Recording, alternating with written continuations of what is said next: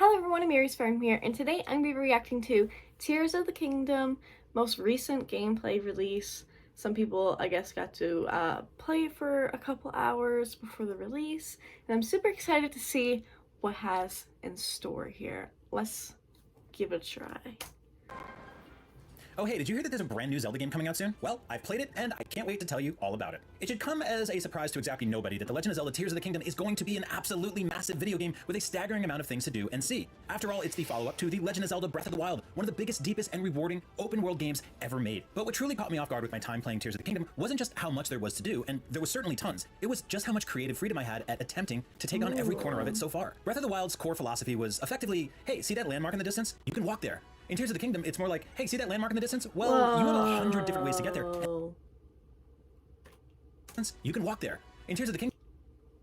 Look at that. So you got like a bunch of batteries here. Okay, and then we got a rocket, obviously, and some fans, and you can like travel from island to island. This looks awesome. It's more like, hey, see that landmark in the distance? Well, you have 100 different ways to get there, like, and a lot of them might not work, but when one does, oh boy, you're gonna feel like a genius. Whoa. It's like a hot air balloon. So let's step back for a sec, or should I say soar above. Floating high above Hyrule are the Sky Islands. Damn. So there's going to be so many different ways that you could travel, and this is going to be so fun. Tears of the Kingdom took place. If the Hyrule below is the updated open world from Breath of the Wild, the sky sections feel more akin to the Wind Waker, just minus the big red talking boat to get around. There are tons and tons of islands up there in disparate clusters and formations, and it's up to you to figure out exactly how you're going to travel between them. I love that rock texture. There are tons and tons of islands up there in disparate clusters and formations, and it's up to you to figure out exactly how. It's very nice. Very realistic rock texture. How you're going to travel between them, take on their endless puzzles, conflicts, and caves, and move on to the next one. You can soar through the sky in your trusty paraglider, hoping you've got enough stamina to not only make the trip, but to scale the side of whatever you're trying to get on top of. If you've played Breath of the Wild, you're already very familiar with that exercise, but this time around, you've got a lot more options, and that's where things get really clever and occasionally very funny. Using some parts lying around, I decided to make a goofy double-decker bomber jet to fly through the skies in style. Double-decker bomber jet. I couldn't tell you why I decided to make it a double-decker, besides I thought it looked cool at the moment, and really, sometimes that's reason enough. Damn. Link's got a couple of great new abilities this time around, the most significant of which is Ultra Hand, a sort of remix of his Sheikah Slate rune powers from Breath of the Wild. Ultra Hand basically works like the Force in Star Wars. You can use it to push and pull and rotate objects in your environment around you, and then stick them to other objects. Nice. You won't be able to use it on organic things like animals or enemies or anything bolted down to the ground like a tree stump or a big rock structure, but there are some interesting exceptions to that rule. In one puzzle that I can't show you just yet, a stranded Korok trying to reunite with another Korok on a different sky island needed help getting over there, and since he was wearing a large hiking backpack, I was able to use Ultra Hand to pick him up, put him on a minecart, and get him back to his buddy, netting me 2 Korok seeds as a reward. Wow. So we'll see how often these exceptions happen in the world at large. Hopefully there are enemies with decorative bags or accessories on them that we're allowed to grab and throw around, because chucking a kitted out bokoblin into the clouds would be a fun alternative to just stabbing it. What? Don't judge me, you do it too. Back to my goofy double-decker bomber jet. Using 2 large fans that were conveniently in the area, I stuck them to some ship parts using my Ultra Hand, and then pulled a steering stick Zonai device out of my inventory to give my ship some maneuverability while flying the mostly friendly skies. Nice. Zonai devices are new this time around, and you'll be able to find them in giant capsule toy-looking machines scattered around the world. Whoa, I'm sure there's other ways to get them. It's a gachapon machine. The devices have a variety of... I noticed that in the last trailer too. I just didn't mention it, but like, I actually can't believe it's a gachapon machine for Zonai pieces. Looks and abilities, and they can generally be used to manipulate or enhance objects around you or in your hands. One example I saw... So like, obviously the more rare the piece, the more you're gonna have to, you know... ...was a rocket-shaped Zonai device that when fused to Link's shield, allowed him to rocket jump into the sky anywhere, similar to Revali's Gale from Breath of the Wild, only this time it's limited to your number of rockets on hand, rather than being an ability that needs to recharge, which definitely is going to lead to some crazy and clever puzzle and combat solutions. Damn. Stick a piece of meat to it, yeah.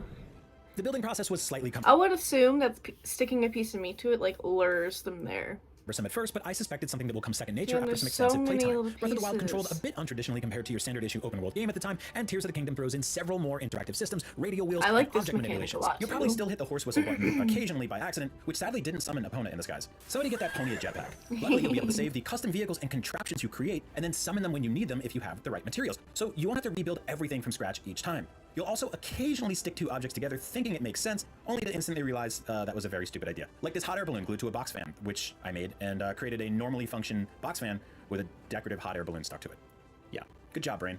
This trial and error, genius and idiot song and dance was exemplified best in my attempts to solve a big puzzle in the world where I had to return a glowing stone to a marker on the map with several gaps and a giant rotating sphere between it all. I had Ultra Hand and Fuse at my disposal, plus Recall, a power that would reverse time on a performed action, like I was rewinding a video file. Using Gusts of Wind, my hang glider, my bare arms, I made several valiant but ultimately inefficient attempts to get the stone across the sky before realizing that I could just Ultra Hand the entire puzzle ball and rotate it to make a walkable path to the finish line.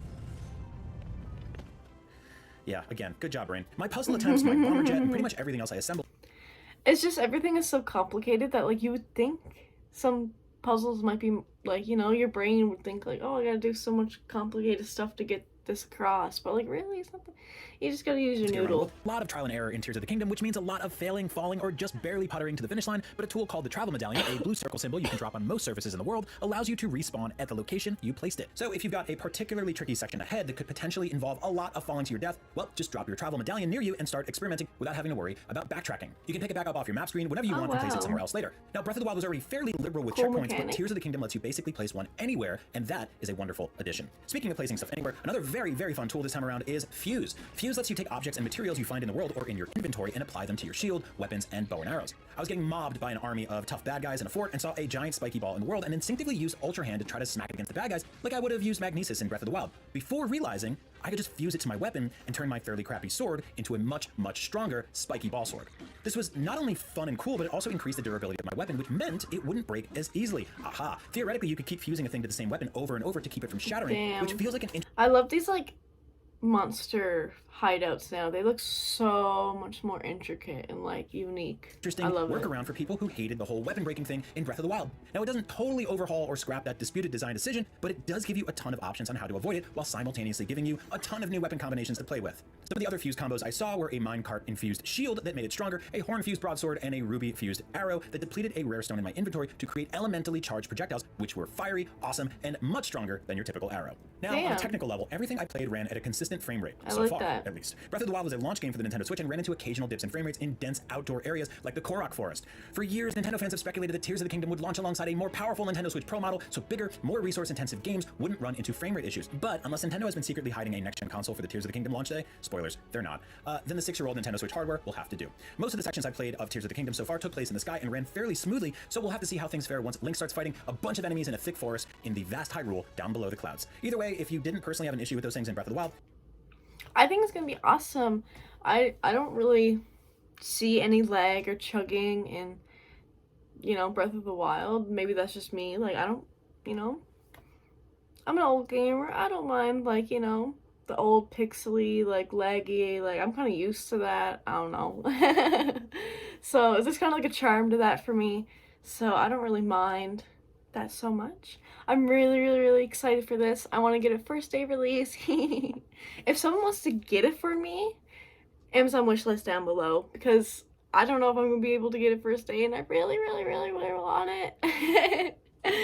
It looks so fun.